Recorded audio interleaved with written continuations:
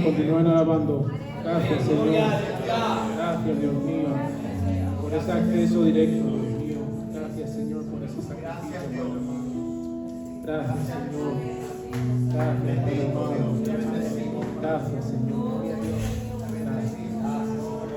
Gracias por la cruz, Dios mío. Gracias, Señor, por la cruz vacía. Gracias, Señor. Estoy agradecido, Señor, de ti. Gracias, Señor. Dios bendiga a mis hermanos. A mí se me olvidó, o sea, no es que se me olvidara que hoy era el domingo, o sea, un miércoles tan importante, Santa Cena, pero se me olvidó que la iglesia es un tabernáculo fijo en verano y pensaba que iba a estar allá abajo, así que con mucho respeto voy a estar aquí parado y intentar discernir y traer la palabra del Señor para ustedes en esta tarde. Antes de comenzar, pido que nos mantengamos de pie, por favor, un momento más. Vamos a presentarnos en oración para, después de estar adorándole, que sea el Señor el que hable en esta tarde. Amén. Así que pido que por favor inclinen sus rostros y abran y cierren sus ojos una vez más y nos presentemos en oración. Eterno Padre Celestial, Señor, en esta tarde te doy las gracias, Dios mío.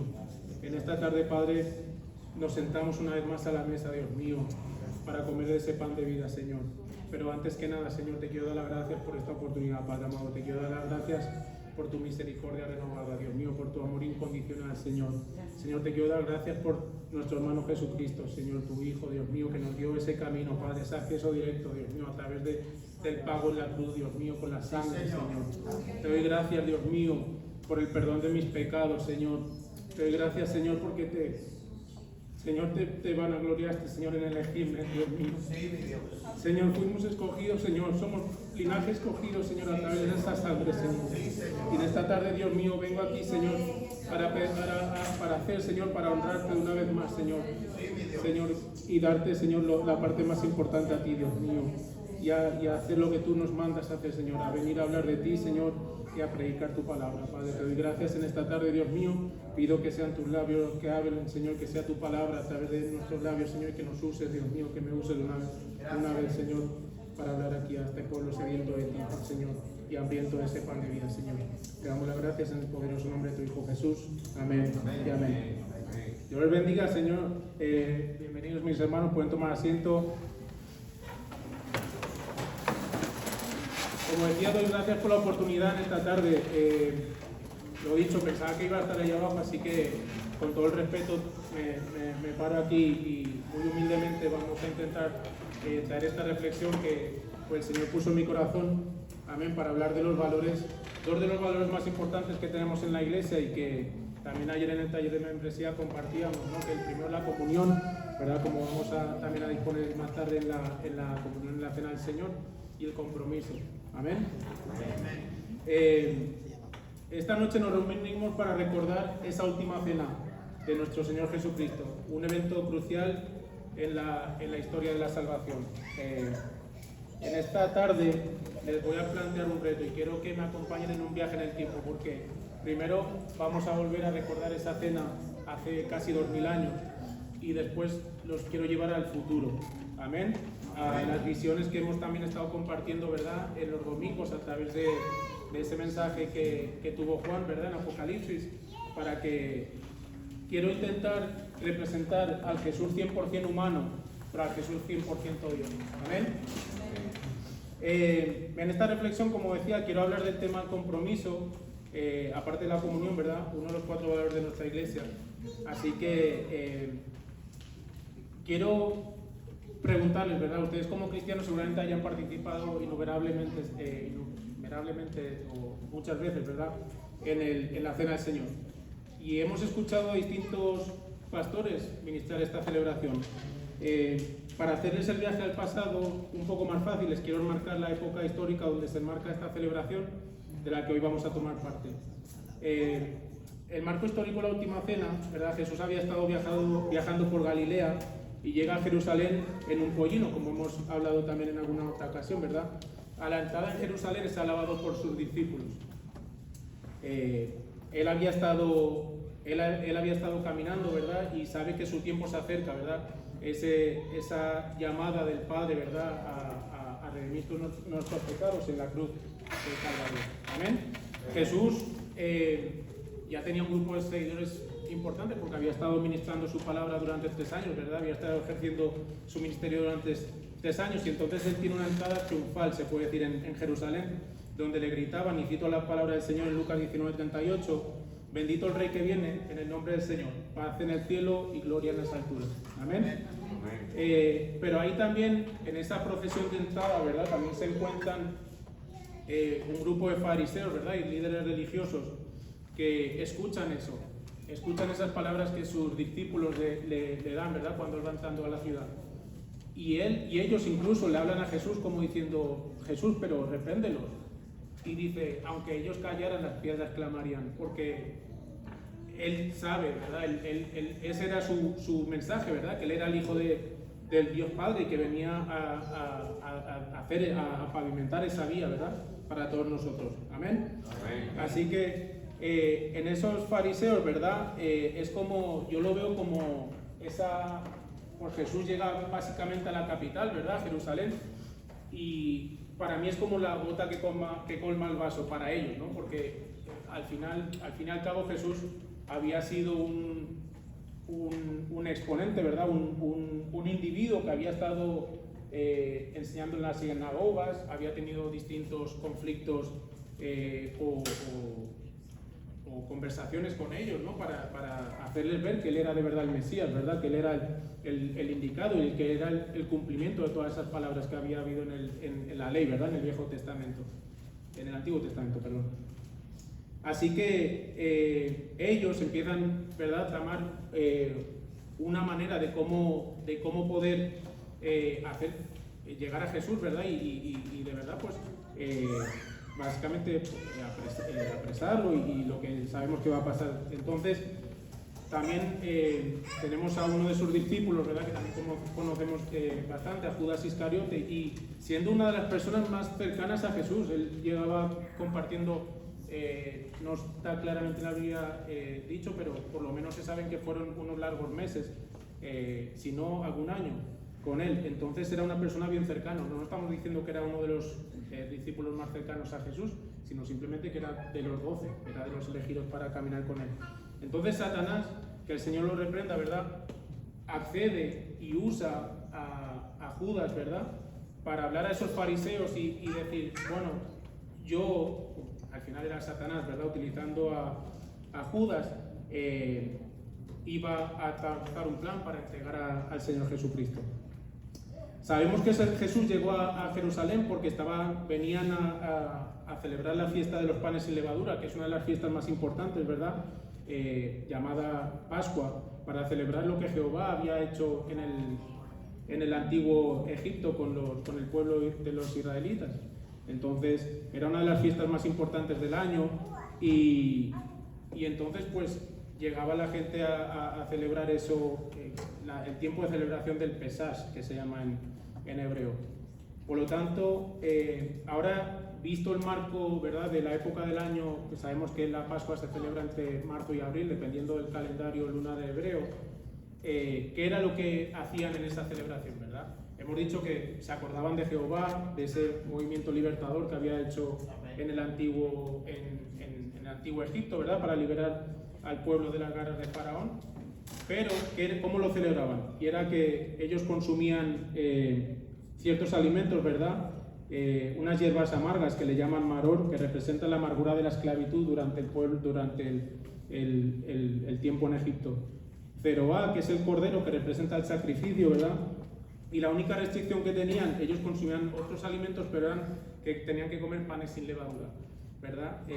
Porque eso representa, como ustedes ya saben, que el pan sin levadura representa la pureza, ¿verdad? Le llamaban el matzah, que era para simbolizar la búsqueda de esa pureza espiritual, ¿verdad?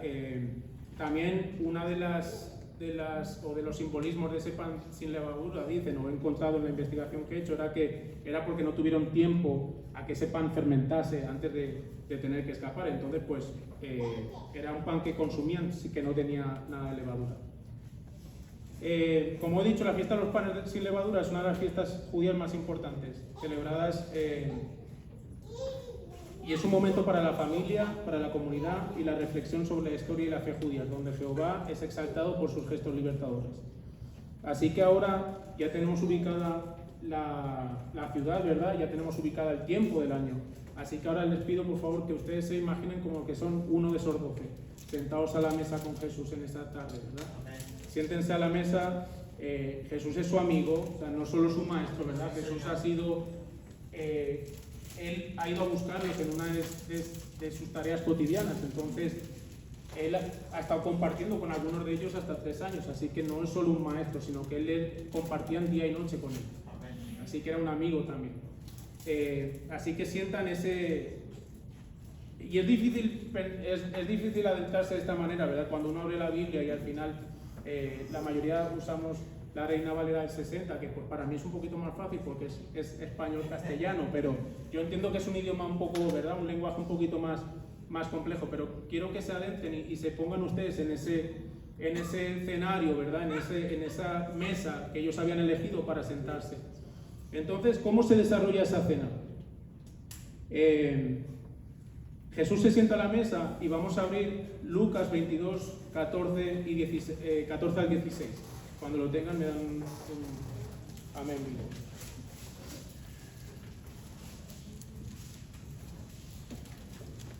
vivo. Lucas 22, 14 al 16. Amén. ¿Vemos? Y leo: cuando era la hora, se sentó a la mesa, y con él los apóstoles, y les dijo: ¿cuánto he deseado comer con vosotros esta Pascua antes que padezca? Porque os digo que no la comeré más hasta que se cumpla en el reino de Dios. Bendito sea. O sea, estamos hablando que yo he caminado con Jesús 3 años, he estado compartiendo con él día y noche, he estado compartiendo un sinfín de comidas, he estado viendo milagros, he estado viendo sanaciones. Y en esta cena, que es el primer día, se supone, de una semana donde se celebra la Pascua, él dice: ¿cuánto he deseado comer con vosotros esta Pascua antes que padezca? Porque os digo que no la comeré más hasta que se cumpla el reino de Dios. Bueno, yo estoy sentado allí mismo y a mí se me quita el hambre. O sea, porque es que... O sea, estamos viendo a Jesús, el Maestro, Jesús, el Mesías, Jesús, el Hijo de Dios, Jesús que lo sabe todo. Pues digo... pues, mi amigo, o sea, le quedan horas conmigo, ¿verdad? O sea, lo dicho, no es solo un maestro, es mi amigo, ¿verdad? Entonces, para mí son palabras que suenan bastante fuertes, ¿verdad? Como he dicho, recuerden que Jesús cenaba con sus discípulos prácticamente de forma diaria, y este era, según la Biblia, el primer día de la fiesta. Así que son palabras que yo leyendo, ¿verdad? Examinando, escudriñando, me llamaron la atención. Por esa misma causa dije: wow, suenan fuertes. Amén. En el Evangelio de Lucas no hace distinción de que ninguno de esos discípulos o ninguna palabra emanara de sus labios antes de que Jesús procediera a ministrar la cena al Señor, ¿verdad? Entonces yo creo que estaban todos atónitos y sin palabras, porque yo me hubiera quedado sin palabras en ese mismo momento. Así que no quiero hablar del tema de la cena del Señor porque entiendo que el pastor luego la va a ministrar, pero si continuamos en Lucas 22 del 21 al 23, ¿verdad? Ahí Jesús ministra la cena en los versículos anteriores, y después de ministrar la cena dice Lucas 22, 21 al 23, son los versículos más adelante los que hemos leído: mas he aquí, la mano del que me entrega está conmigo a la mesa. A la verdad, el Hijo del Hombre va según lo que está determinado, pero hay de aquel hombre por quien es entregado. Entonces ellos comenzaron a discutir entre sí quién de ellos sería el que había de hacer esto.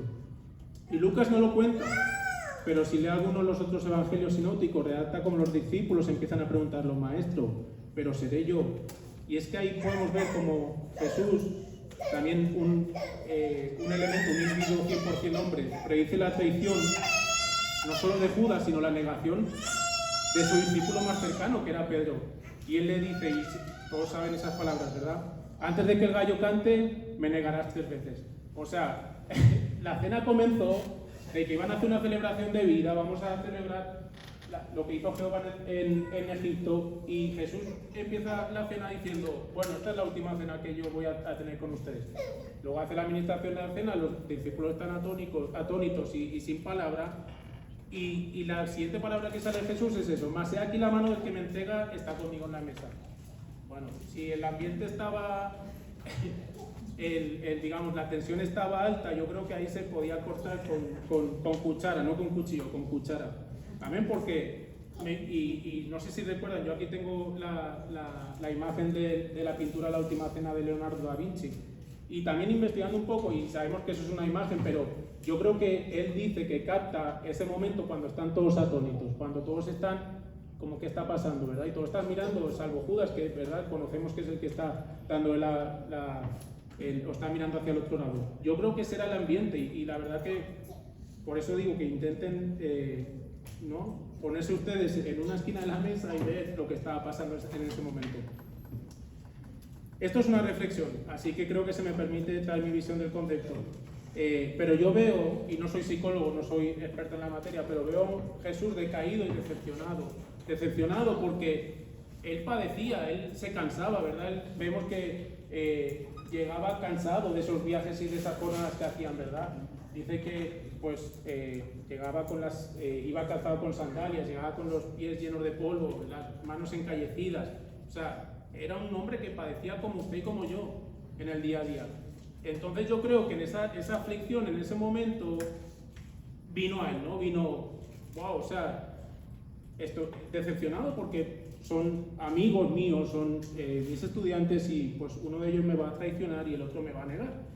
Así que, pero si vemos un poquito más adelante, quiero que continúen, no se queden con esa imagen negativa de Jesús, porque quiero que continúen y vamos a leer Lucas 22, 28 al 30. Y luego pasaremos a un versículo de Apocalipsis. Pero dice, pero vosotros sois los que habéis permanecido conmigo en mis pruebas. Yo pues os asigno un reino, como mi Padre me lo asignó a mí, para que comáis y bebáis a mi mesa en mi reino, y os sentéis en tronos juzgando a las 12 tribus de Israel.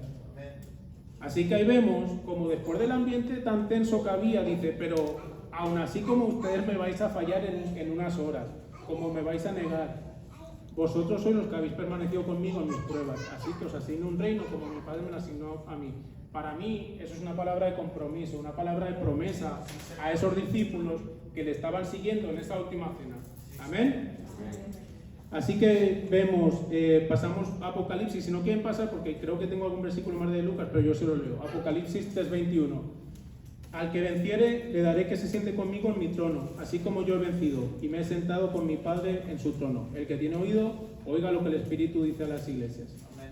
Para mí, Jesús pasa su peor noche como humano, y se dirige, después de esa aflicción, ¿verdad? Sabemos que él se retira al jardín de Getsemaní, ¿verdad? Y ahí me imagino afligido, ¿no? Y decepcionado, y yo creo que como que se acerca al Dios Padre como una última vez diciendo, Señor, pero, o sea, Padre, ¿es esto lo que quieres? ¿Me entiendes? Esta es tu voluntad y no la mía. Para mí, y yo poniéndome en sus pies, ¿verdad? Es como diciendo, soy yo la única vía para la salvación de toda esta gente que me va a negar, me va a herir, ¿verdad? Me va a traicionar. Así que él se acercó a orar y a suplicarle al Padre, pero entendiendo que esa era la única vía, y le pidió que cumpliera la voluntad de Dios Padre y no la suya. Y a partir de aquí vemos y sabemos, ¿verdad?, que le pidió a los discípulos que se quedaran velando, ¿verdad? Y ahí sabemos también, se pueden sacar un montón de enseñanzas de la importancia de velar, ¿verdad? Pero él se queda orando y los discípulos pues se dormían, él volvía, ¿qué hacen dormidos? Por favor, están despiertos, y él volvía a orar y a suplicar. Fue una noche bien tensa para él, ¿verdad? Luego sabemos que ya llega Judas con un tumulto de gente y pues traiciona a Jesús. Pero ahora vamos a ver quién es el Jesús glorificado. ¿Amén? Amén. Porque lo hemos dicho, Jesús fue 100% humano también, entonces él sufría, tenía las aflicciones. Pero vamos a ver qué es lo que nos habla la palabra del Señor, de quién es ese Jesús que ha de regresar por nosotros, amén, y a cumplir esa palabra de promesa y de compromiso que le hizo a esos discípulos aquella noche. Los domingos hemos estado viendo los mensajes que aparecen en Apocalipsis para las distintas iglesias. Juan se encuentra exiliado en Patmos cuando el Señor, a través del Espíritu, le revela cómo será esa figura de Jesús. Vamos a acercarnos a Apocalipsis 1, del 10 al 11. Pensaba que lo tenía, pero no lo aquí.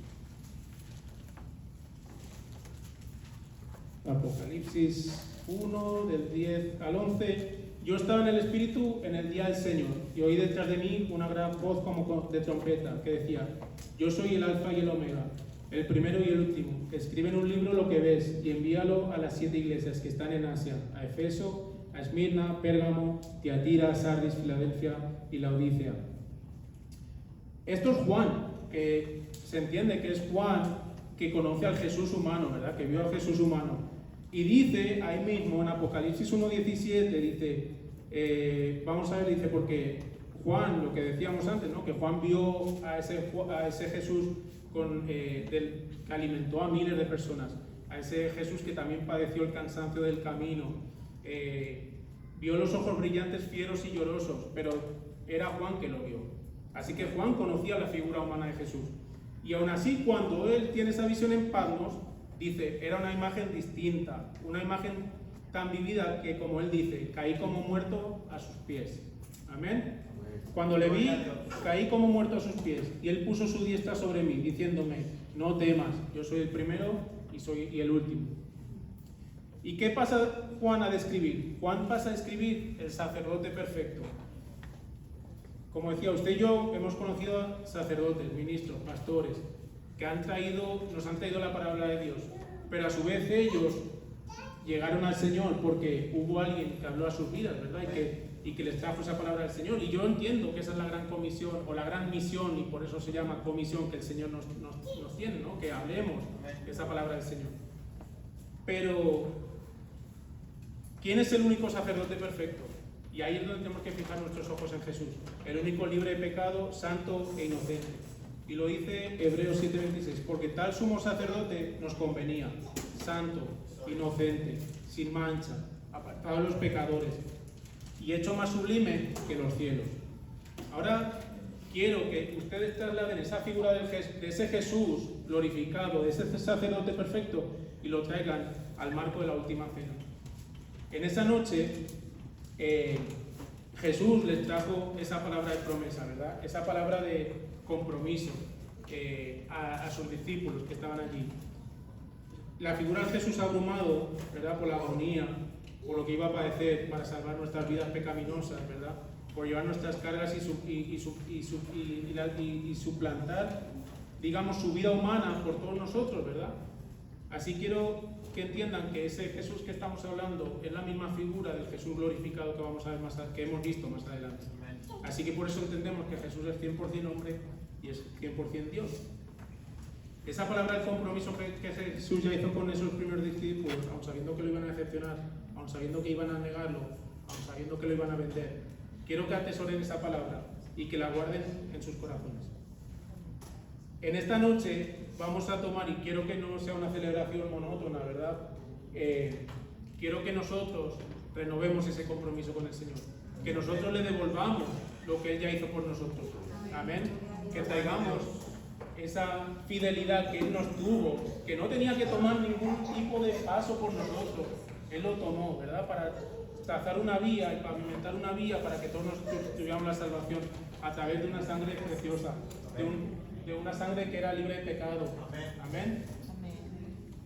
A nosotros participar en esta cena conmemoramos ese momento donde Jesús le entregó esa bendición celestial, ese camino de vida, pero a la vez estamos renovando los votos de compromiso y de fidelidad con el Señor.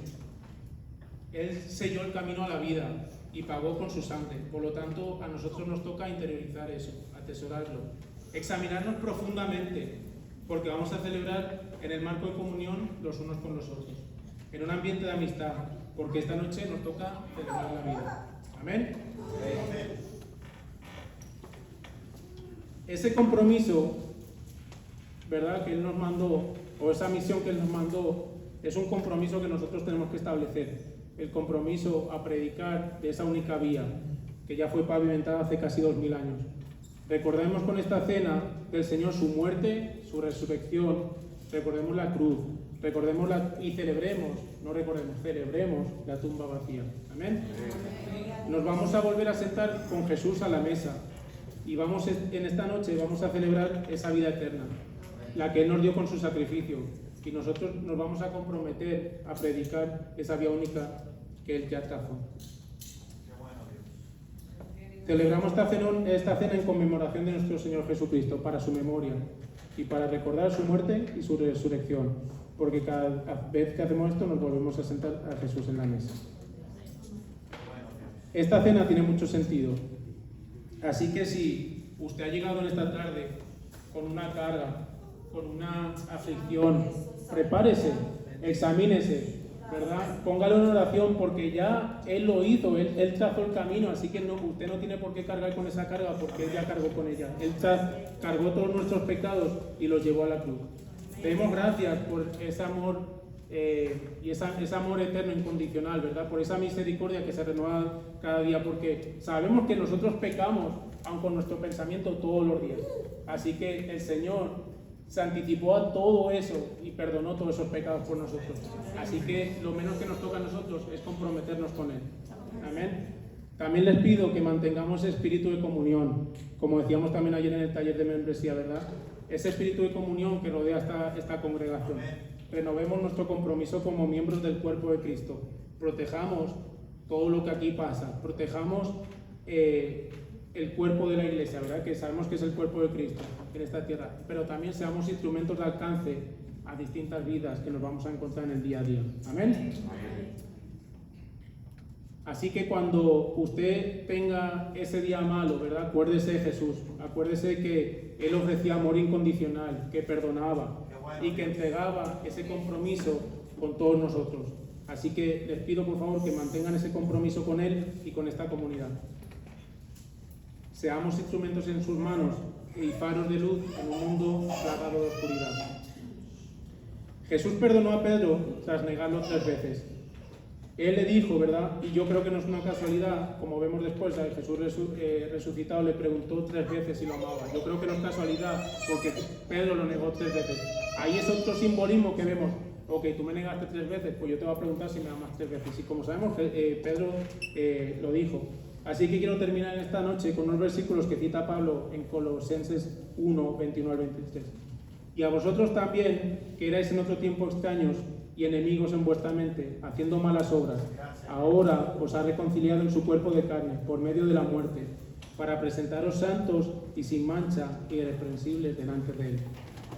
Si en verdad permanecéis fundados y firmes en la fe y sin moveros de la esperanza del Evangelio que habéis oído, el cual se predica en toda la creación que está debajo del cielo, del cual yo, Pablo, fui hecho ministro. Así que en esta tarde, por favor, les pido que no hagamos de esta celebración una cosa repetitiva o porque la hayamos celebrado, o que sea un símbolo sin sentido. Que cuando usted cierre los ojos sienta al Dios Padre, pero también se identifique con el Dios Hijo, que se identifique con la sangre del Cordero, que se identifique con ese sacrificio perfecto, que no tenía que hacerlo y lo hizo por todos nosotros. Así que les pido que el Señor en esta noche los bendiga de manera sobrenatural, que ustedes sean instrumentos de bendición para muchas personas, que ese Evangelio lo traigan y lo lleven a cada persona que se encuentren en el camino, porque sabemos que hay mucho trabajo que hacer, sabemos que hay muchas almas necesitadas, perdidas, que todavía no conocen lo que Jesús hizo en la cruz por nosotros. Así que en esta noche, por favor, acuérdense de eso, acuérdense del Jesús que padeció en aquella noche, que se sintió defraudado, que está decepcionado, que aún así, estando afligido, les ofreció esa palabra de promesa a sus discípulos. Y ustedes, yo les dije que se sentaran a la mesa porque ustedes eran un discípulo, o son un discípulo más, como aquellos 12 que están sentados allí. Y somos una extensión de esos primeros discípulos. Así que esa palabra de promesa también es para ustedes. Así que sin más, en esta noche les doy las gracias a Dios Padre primero por haberme permitido exponer esta palabra, a ustedes por haberme escuchado, y les doy las gracias, que el Señor les bendiga, y les dejo con nuestro pastor para que administre la cena. Gracias, Dios les bendiga.